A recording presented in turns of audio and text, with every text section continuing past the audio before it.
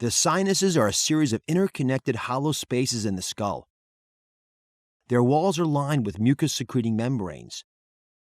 Small hairs sweep the mucus out of the sinuses so it can drain out through your nose.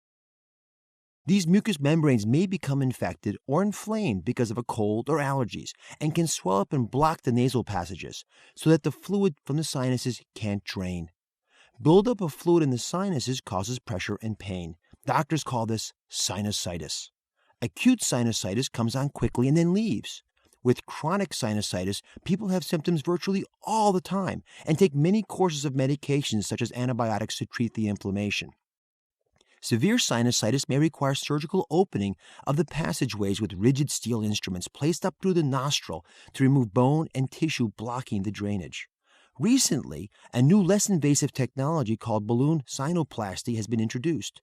Using this technology, a balloon catheter is delivered to the blocked passageway and is gently inflated, widening the opening of the passageway and thus allowing drainage and relief from the pain and pressure.